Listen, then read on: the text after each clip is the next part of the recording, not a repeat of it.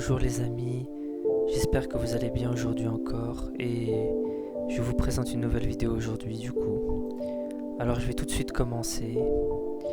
Je vais parler de Zenitsu comme vous avez pu voir sur le titre de la vidéo, où je vais parler de plusieurs choses très simples comme l'apparence, la personnalité, l'histoire et le passé.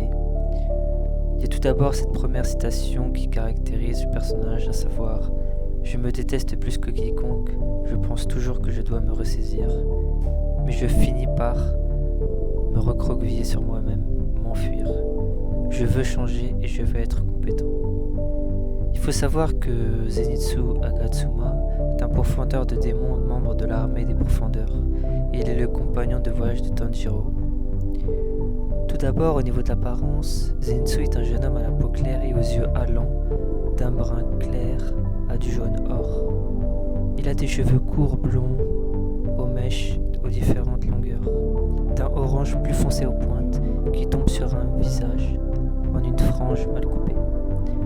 Avant de devenir pourfendeur, les cheveux de Zenitsu étaient noirs, mais ils prirent cette couleur après qu'il soit frappé par la foudre durant un entraînement. Après la bataille du mont Natagumo, ses membres furent temporairement rétrécis à cause du poison démoniaque, mais ont retrouvé leur taille normale, grâce aux médicaments. Il porte une version plus claire de l'uniforme standard du pourfendeur qui consiste en une veste Gakura marron foncé, une ceinture blanche autour de la taille et un pantalon Akama, ainsi que son Aori jaune dégradé orange à triangle blanc. De plus, il porte des chaussettes tabi attachées sur le devant avec le même motif que son Aori et des chaussures blanches.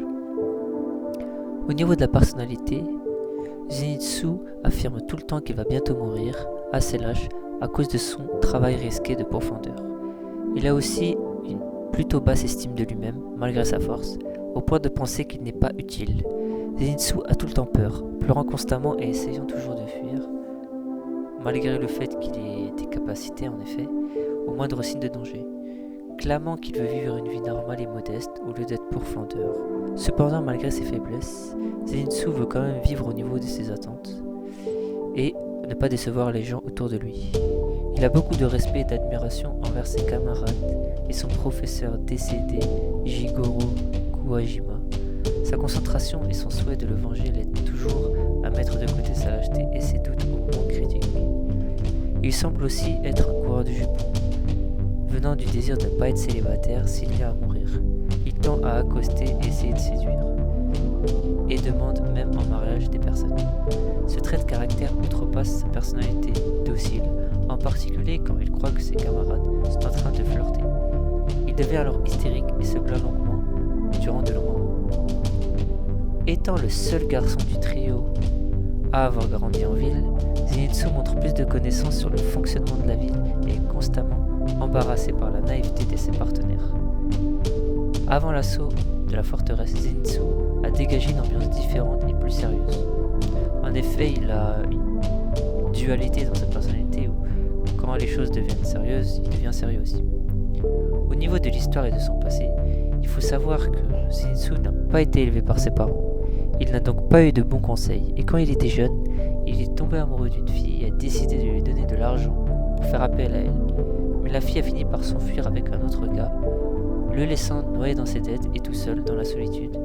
Voyant qu'il avait des problèmes financiers avec les agents de recouvrement, Jigoro, son maître, a remboursé la dette de Zenitsu et a décidé de le former comme épéiste. Zenitsu a commencé à se référer à Jigoro comme grand-père et a commencé à s'entraîner à ses côtés.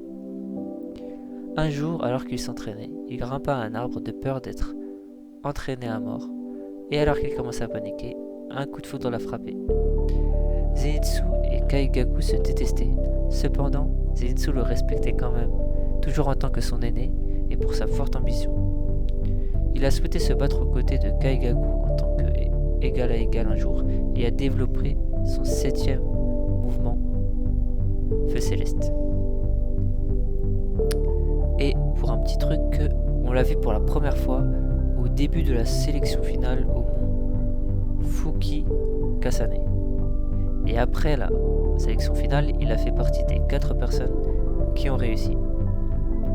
Craignant de mourir un jour, ils ne se laissent pas abattre. Chacun d'eux a reçu un corbeau. sauf Zenitsu qui avait un moineau. On dit à tous les 4 de choisir avec quel minerai ils veulent que leur épée soit faite. Et ensuite on a la suite de l'œuvre. Donc voilà, c'est tout ce que j'avais à dire je pense pour cette fois. Merci d'avoir suivi cette vidéo. Voilà, c'est un format un peu court, j'essaie de poser des sujets, voilà. Merci si vous avez aimé, n'hésitez pas à liker ou réagir en commentaire si vous voulez parler. N'hésitez pas à vous abonner si vous avez envie et je vous dis prenez soin de vous bien sûr et à la prochaine fois.